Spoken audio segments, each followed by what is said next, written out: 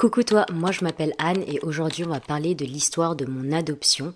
Alors comme certains d'entre vous le savent, j'ai fait une première vidéo sur l'histoire de l'adoption en France. Si ça t'intéresse, sur toutes les lois, qu'est-ce qui a évolué au fil des temps, tu l'auras en barre de description. Aujourd'hui on va parler de mon adoption qui est un peu particulière puisque j'ai été adoptée par la famille Bonaparte. Certains d'entre vous le savent mais ne connaissent pas mon histoire dans l'entièreté. À la fin de cette vidéo, je vous répondrai à des questions que vous m'avez posées sur Instagram. Vous pouvez me suivre également sur Instagram si ça n'est pas fait. Je vous pose parfois des questions, vous me répondez, on interagit ensemble.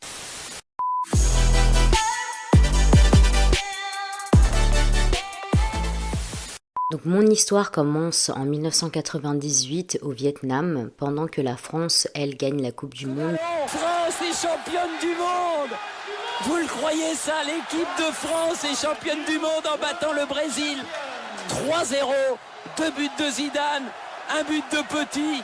Je crois qu'après avoir... Le Vietnam, lui, vit une crise économique asiatique qui touche tout le pays entier. Je nais donc le 22 avril 1998 dans un hôpital à Saigon, à Ho Chi Minh Ville, sous le signe du taureau à 5h05. Très important. Ce que je sais en fait de ma famille biologique, c'est que ma mère biologique était très jeune quand elle m'a eu, elle avait 22 ans. Et je n'ai pas beaucoup d'informations sur mon père biologique. En revanche, je sais que les deux étaient extrêmement amoureux l'un de l'autre, mais ne venaient pas du tout de la même classe sociale. Alors je ne sais pas qui des deux était pauvre ou était riche, je ne sais pas si c'est politiquement correct de dire ça, mais en tout cas, ils ne venaient pas du tout de la même classe sociale, ce qui a fait que leur union était impossible et me garder l'était encore plus. À l'époque, ma mère biologique, je ne connais pas son prénom, donc on va l'appeler ma mère biologique. À l'époque, ma mère biologique a rencontré sœur Marie-Vincent, qui est une sœur sage-femme, qui en fait s'occupait justement des jeunes femmes comme elle qui tombaient enceintes très jeunes pour les placer dans une famille ou à l'orphelinat et qui aidait en fait ces jeunes femmes à faire adopter leur enfant. Donc ma mère biologique, quand elle m'a fait naître, elle m'a donné le nom de Hong Han. Alors je sais pas si c'est la bonne prononciation en vietnamien, pour ceux qui peut-être parlent vietnamien pourront me corriger par de commentaires.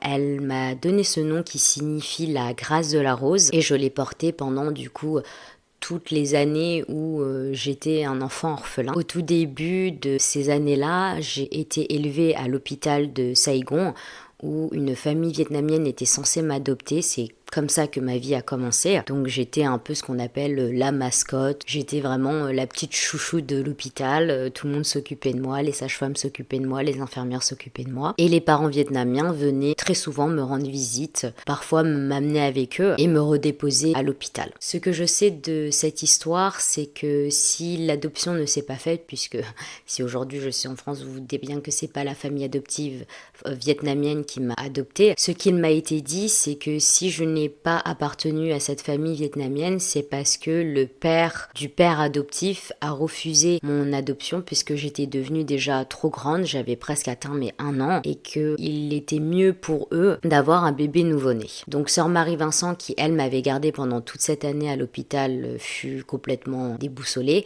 Elle était très en colère et elle savait en fait pertinemment que si elle me donnait à l'adoption à l'orphelinat, maintenant avec mon âge qui avait avancé, je serais certainement jamais adoptée puisque tous les parents, même les parents étrangers qui voulaient adopter des enfants, voulaient très souvent des nouveau-nés ou au moins des enfants qui ne savaient pas encore marcher ni parler. Dans mon histoire, j'ai été très précoce puisque je savais marcher avant mes 1 an et je commençais déjà à très bien parler pour mon âge. Donc 1 an après, en 1999, la sœur Marie-Vincent est obligée de me mettre à l'orphelinat parmi plein d'autres enfants que je ne connaissais pas. Pour moi, ça faisait tout drôle puisque je venais d'un hôpital où j'avais été chouchoutée à un nouvel endroit où ça n'était que des inconnus, où des enfants étaient tous comme moi, mais au final étaient très différents. Je me souviens surtout de cette sensation d'être seule et de pas du tout comprendre ce qui se passe pour moi. Je voyais aussi beaucoup de parents étrangers venir rendre visite à des enfants et ces enfants-là partaient petit à petit, mais je constatais également que les enfants plus vieux, qui avaient à peu près mon âge ou même qui étaient beaucoup plus grands, qui étaient déjà adolescents, eux avaient énormément de mal à trouver une famille. Je me souviens avoir ce sentiment de peur de jamais me faire adopter. C'est peu de temps après que j'ai rencontré ma mère adoptive qui deviendra juste ma maman. Alors à cette époque-là, mon père était en pleine élection électorale à Ajaccio. Ma maman adoptive en fait est partie au Vietnam pour accompagner un couple d'amis qui allaient adopter leur 3e enfant qui s'appelle Constance. Constance passe par là, big up. À l'époque, c'était très compliqué avec mon père, puisque mon père, c'est mon papa adoptif. Quand je dis père et mère, et maman, c'est juste mes parents adoptifs. Sinon, je précise biologique, parce que ce sera plus simple pour moi de dire ça. Vu que ça allait pas très bien avec mon papa à l'époque, ils lui ont naturellement proposé de les accompagner, que ça changera d'air pour elle, et que peut-être... ça lui ferait du bien, donc elle a accepté et elle a rencontré Sœur Marie-Vincent qui lui a donc parlé de mon histoire puisque Sœur Marie-Vincent était toujours très en colère. Elle savait pertinemment qu'avec mon âge, j'aurais beaucoup plus de mal à être adoptée. Ma maman, elle, écoute l'histoire avec attention, même si elle comprend pas vraiment pourquoi la sœur parle de ça. Elle se dit juste en fait à ce moment-là que la sœur a besoin de se confier à quelqu'un. Et ma maman qui est bonne pour écouter les gens, écoute attentivement son histoire et vient la nuit dans son hôtel, elle n'arrive pas à dormir et elle se dit en fait je crois que c'est ça, je crois que je vais adopter cette petite fille. Alors le lendemain matin du coup elle appelle mon père Charles et elle lui raconte du coup l'histoire que la sœur lui a racontée sur mon histoire en disant écoute moi j'aimerais bien adopter cet enfant. Je vous vulgarise beaucoup l'histoire mais ce sera plus simple pour raconter tout ça. Et donc mon papa qui lui n'a pas voyagé avec elle et qui était en pleine campagne électorale lui dit écoute on en parle à ton retour mais il ne dit pas non, il ne dit pas oui. Ma maman elle va voir la sœur et elle lui dit écoutez gardez-moi cet enfant, c'est moi qui vais l'adopter, je me charge de convaincre Charles. Donc elle rentre, plusieurs mois se passent et puis là un événement assez tragique arrive qui va pas du tout faciliter mon adoption. Le Vietnam ferme les portes d'adoption aux étrangers puisque il y avait énormément de trafic à l'époque d'enfants qu'on vendait pour beaucoup d'argent et même certains parents qui redonnaient des enfants puisqu'ils s'apercevaient qu'ils étaient séropositifs ou avec d'autres maladies. Donc le Vietnam dit non, nous on veut plus de ça, donc on ferme la porte aux étrangers, plus personne n'adoptera nos enfants. Donc après tout ça va s'en suivre une longue période administrative de bataille juridique où ma maman fait en fait des voyages entre le Vietnam et la France. Entre-temps, elle arrive à convaincre mon père, même si mon père disait justement à cause de cette fermeture de porte, il disait que ça allait être une adoption complètement compliquée et lui avec sa campagne électorale, il n'aura absolument pas le temps de s'occuper de tout ça. Ma maman a dit c'est pas grave, ne t'inquiète pas, c'est moi qui gère, toi fais ce que t'as à faire et puis moi je vais me battre pour cette petite fille. Donc elle m'a pas encore vue, il a fallu attendre 6 mois avant que ma maman et moi nous rencontrâmes. Nous nous rencontrâmes pour la première fois. Et en fait, je vous passe les détails, il me semble que ça a duré 3 ans avant qu'elle puisse enfin me ramener en France. Je pense qu'on pourra faire une vidéo avec ma maman, elle l'expliquera beaucoup mieux, moi, cette rencontre ou même surtout la bataille juridique qui a été pour elle, et peut-être que certaines personnes qui me regardent aujourd'hui ont adopté un enfant ou même voudraient adopter un enfant et du coup pourront se mettre à la place de ma maman. Mais voilà, après du coup 3 ans de bataille, j'arrive enfin en France. Nous sommes en décembre 2001, donc il est passé un petit temps avant que j'arrive.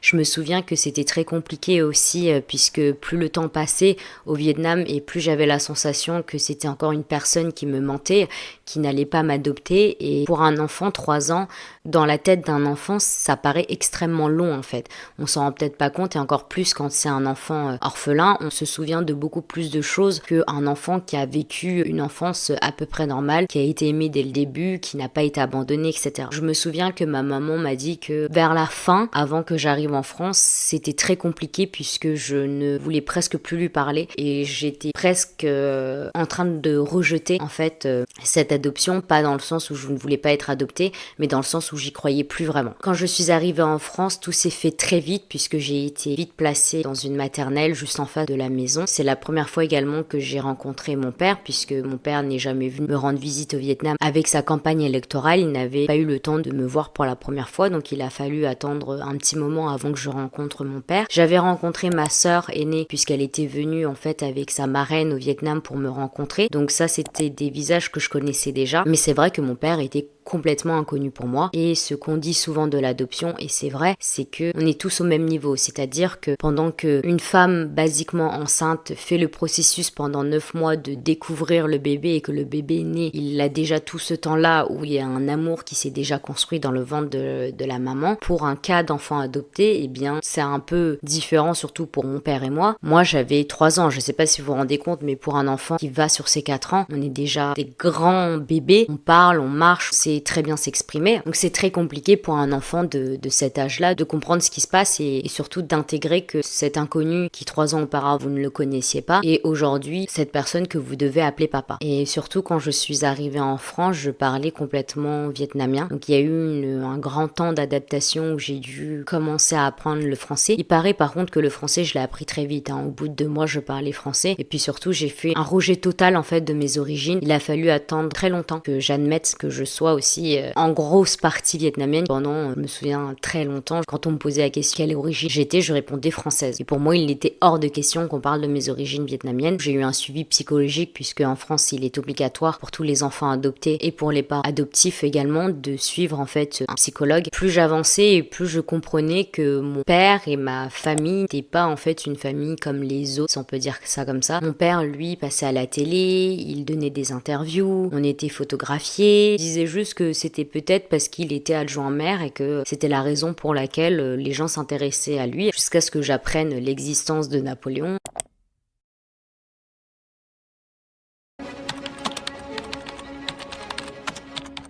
Empereur, conquérant, passionné, inventeur du code civil et des grandes institutions étatiques, puis martyr à la fin de sa vie, Napoléon Ier est une légende. Aujourd'hui, plus que jamais, je pense qu'on a besoin d'un modèle. Et Napoléon restera toujours un modèle. Et cette phrase prend tout son sens pour ses descendants, que ce soit pour le prince Louis-Napoléon, aujourd'hui disparu, ou pour son fils aîné Charles. C'est, je dirais, un grand privilège et peut-être une grande responsabilité de porter le nom d'un personnage aussi connu que lui. Mais moi, je suis moi, lui, il est lui. J'ai pas tout de suite en fait compris que j'étais de la famille Bonaparte et les enjeux que ça allait être. Il est aujourd'hui accompagné de sa fille adoptive Anne. Et bien entendu, il a un stand de prédilection. Déjà, je vois qu'ici, ce nom a une grande importance. Mais à l'extérieur, je le vois pas comme quelque chose de très important et j'en prends pas vraiment compte dans la vie de tous les jours. Je me dis pas chaque matin, je me réveille en me disant « Ah bah mon papa, c'est quand même Charles Napoléon ». Donc pour ceux qui se posent la question, dans notre famille, donc on a Charles Bonaparte, donc qui est mon père, que je vous mettrai en image, a été au tout début le prince héritier de la famille impériale des Bonaparte. Prendre le titre, à devenir prince à votre tour et donc éventuellement à régner sous le titre de Napoléon VII. Donc vous avez dû... Vous les avez comptés. Alors pour vous recontextualiser un peu tout ça, nous on descend de Jérôme Bonaparte qui était le frère cadet de Napoléon, donc c'est le plus petit frère de Napoléon. Il était roi d'une partie de l'Allemagne qui s'appelle Westphalie, je sais pas du tout si je le prononce bien, mais en tout cas vous l'aurez écrit juste là, entre 1807 et 1813, qui était en fait un royaume créé par Napoléon. Aujourd'hui vous avez plusieurs membres encore de la famille Bonaparte. Les Bonaparte avec le nom Bonaparte c'est notre lignée, celle de Jérôme Bonaparte, où vous avez Charles Bonaparte qui est mon père, Jean-Christophe Bonaparte qui est mon frère, mon demi-frère, et tous les autres que vous connaissez peut-être, les Murat, qui sont de Caroline Bonaparte. Donc bien évidemment aujourd'hui vous avez encore certaines familles Bonaparte. Alors pour ce qui est de la lignée directe de Napoléon Bonaparte, il n'a eu qu'un seul fils qui est décédé, donc on se relie en fait aux familles qui ont été autour de Napoléon, et vous avez Jérôme Bonaparte qui est donc du coup notre ancêtre. Aujourd'hui il n'y a qu'une seule famille Bonaparte, en tout cas portant le nom de Bonaparte, c'est celle dans laquelle je vis actuellement. Je sais que pour certains ça peut paraître assez fou de dire ça de façon assez décontracte, mais je n'ai jamais pour le coup vécu ça un peu autrement, même si beaucoup de personnes me l'ont rappelé quand j'étais en primaire, au lycée ou même encore aujourd'hui, parce que porter le nom Bonaparte c'est également porter toute une histoire derrière. Donc maintenant que vous savez à peu près qui est ma famille, on va passer aux questions que vous m'avez posées sur Instagram et je vais y répondre tout de suite. Donc il y avait une question en anglais qui dit Was your life like in the movie Princess Diaries? Alors, c'est vrai que j'aime bien faire le parallèle avec Princesse Margaret, puisque pour le coup, moi, je suis pas née princesse, je suis devenue par une adoption. Il y a beaucoup de choses qui diffèrent quand même du film, puisque déjà, je ne serai jamais reine. Aujourd'hui, notre famille ne règne plus du tout sur aucun pays ou aucun royaume. Nous avons ce titre qu'on appellerait plutôt un titre de courtoisie qui a beaucoup d'importance encore pour beaucoup de personnes en France, mais nous n'avons plus du tout les mêmes responsabilités que d'autres familles royales aujourd'hui. Mais pour répondre à la question, oui, effectivement, ma vie est un peu comme celle de Mia. La seule différence, c'est que je ne serai jamais reine et ça me va très bien. Quand t'es-tu sentie princesse pour la première fois? Alors, la première fois que je me suis sentie princesse, c'était lors d'un voyage au Nouveau-Mexique. Non, c'était au Mexique. C'était au Mexique. Mon père allait inaugurer en fait une école qui allait porter son nom. On a été extrêmement bien accueillis. Moi, j'avais déjà fait en fait des interviews, des galas, mais c'est vrai que je vivais quand même assez loin de tout ça puisque c'était surtout mon père en fait que l'attention était concentrée. Là, pour la première fois, on a eu le tapis rouge de militaire. Je me suis fait coiffée, maquillée, tout le monde avait beaucoup d'attention portée également sur moi et je pense que c'est vraiment là en fait où je me suis sentie comme une princesse puisque on avait eu le droit aussi à des surclassements, mais en tout cas oui, c'est la première fois où je me suis vraiment sentie princesse, c'était à ce voyage. Quelle princesse Disney te ressemble le plus? Bah Mia, évidemment Mia dans Princesse malgré elle, puisque pour le coup c'est un peu ça, j'ai découvert que j'étais princesse, j'ai ce côté aussi maladroit qu'elle, tous les premiers dîners officiels que j'ai fait, j'ai également fait beaucoup d'erreurs comme Mia a fait, alors pas aussi catastrophique que dans le film.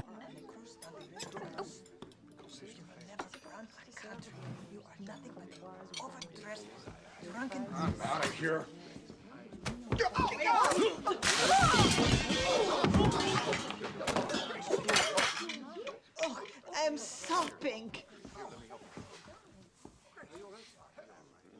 Was that my fault? Mais je continue à apprendre puisque ça n'est pas quelque chose qu'on apprend à l'école. Quand on est adopté, vous allez en fait avoir des personnes qui sont extrêmement, pas méchants, mais on va dire, portent beaucoup d'importance à ce qu'on appelle le sang bleu. Et étant donné que je n'ai pas de sang bleu puisque j'ai été adoptée, très souvent, je fais face à des gens qui ont besoin en tout cas de me le rappeler. Quel est ton souvenir le plus drôle en tant que princesse? Alors pour le coup, je pense que ça a été la première fois où j'ai découvert que j'avais un titre, puisque je pensais juste en fait appartenir à la famille Bonaparte et qu'on avait complètement perdu le titre de courtoisie puisque la royauté a été abolie en France. Mais en fait, on a toujours le titre. J'étais petite, je sais plus du tout quel âge j'avais, mais je me souviens que je sais pas pourquoi, me demandez pas. J'ai fouillé en fait dans la poubelle de mon père et j'ai vu une lettre où il était écrit à son Altesse impériale le prince Charles Bonaparte et je me souviens être allée voir mon père en lui demandant mais attends papa, t'es prince? Il m'avait répondu oui et je lui avais dit mais du coup si toi t'es prince, moi je suis princesse. Et il avait dit oui. No, because if he's really a prince, then I'm... Exactly. You're not just Amelia Thermopolis. You are Amelia Mignonette Thermopolis Rinaldi, Princess of Genovia. Me? A princess? Shut up! C'était la petite anecdote, mais c'est comme ça que je pense que c'est le souvenir, en tout cas pour moi, qui est le plus drôle. Comment passes-tu dans ta tête à princesse? En fait, je pense que comme la moi de 15 ans dit, c'est que j'oublie très souvent que je suis princesse et je veux au contraire pas du tout me mettre de pression vis-à-vis de ça. Je sais que j'ai un nom qui résonne dans toute la France et dans tout le monde entier. Je suis également moi, je suis également Anne et je pense que faire en fait la distinction entre les deux, c'est aussi important pour le bien-être mental de savoir que à un moment je dois être princesse et à un moment je suis aussi Anne, mais ces deux personnes sont les mêmes personnes, sont la même entité. Évidemment, j'aurai des moments, mon naturel va revenir au galop, mon côté plus fougueux et plus rebelle va revenir, mais en tout cas j'essaye d'apprendre plutôt à être plus une princesse que être Anne, puisque Anne, je sais être Anne. Mais en tout cas, être princesse, c'est vrai que c'est quelque chose qu'on apprend surtout avec le temps. Et puis on fait des erreurs, on est humain, mais on corrige ses erreurs et on fait en sorte de plus faire ses erreurs et d'être surtout bien préparé et faire bien ses devoirs, puisque évidemment vous avez également des devoirs en tant que princesse. Quand je vous parle de devoirs, ça peut être très vaste, mais ça on pourra en parler dans une autre vidéo si vous voulez que je fasse une autre vidéo sur ça. Voilà.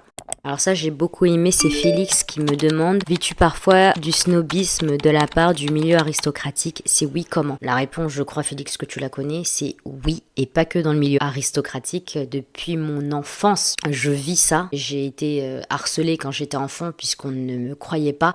On disait que une princesse vivait dans un château, alors que non, pas toutes les princesses vivent dans un château. Là, on n'est pas tous comme ça. On a encore, en France, on a encore beaucoup de titres.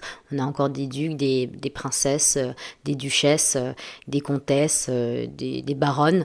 Donc non, le titre existe toujours, mais nous n'avons plus du tout la même connotation qu'à l'époque où nous avions un royaume. Bien sûr, encore plus dans le milieu aristocratique. J'ai surtout vécu ça aussi, surtout dans mes premiers événements solo, donc sans mon père ou sans mon frère, où les gens ne savaient absolument pas qui j'étais et je ne leur disais pas tout de suite. Bien sûr que le snobisme existe, et pas que dans ce milieu-là, dans tous les milieux, il y a encore plus quand vous êtes adopté et encore plus quand vous portez un nom comme ça. Donc je crois qu'on n'a même pas besoin en fait d'avoir un titre pour vivre ça, et je pense que c'est peut-être un peu plus effectivement marqué quand on a un titre. Et en fait les gens se permettent des choses qu'ils ne se permettraient pas, et en réalité je me suis faite à l'idée, puisque je pense, je pourrais en parler pendant très longtemps, mais la première erreur que j'ai faite quand j'ai commencé à être médiatisée toute seule, ça a été lire les commentaires sur internet, ce que les gens disaient sur moi, et vraiment faut jamais faire ça, puisque c'est des gens qui écrivent, vous connaissent pas, ils vous ont jamais rencontré en vrai. Bien sûr que parfois on vit du snobisme, mais pas que dans le milieu aristocratique. On apprend à répondre et on apprend à être très diplomate et à toujours garder la tête haute et le menton haut.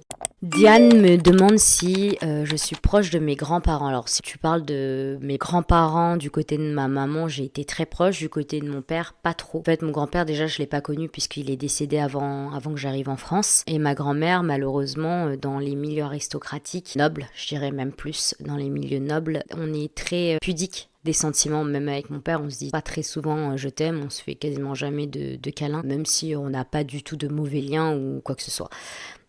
Mais c'est pas ce que j'appellerais proche. On en a fini pour cette vidéo, j'espère que j'ai répondu à vos questions, et puis si vous en avez d'autres, écrivez-moi en barre de commentaires, je me ferai un plaisir de vous répondre. On pourra faire d'autres thématiques comme ça si ça vous plaît. C'est vrai que là je recommence à peine YouTube, donc c'est un peu compliqué encore pour moi de parler face caméra. Je dois reprendre mon rythme et je dois reprendre cette habitude. Je bute beaucoup et ça me stresse énormément. Je te laisse liker, commenter, partager, et puis on se retrouve pour une prochaine vidéo. Bisous!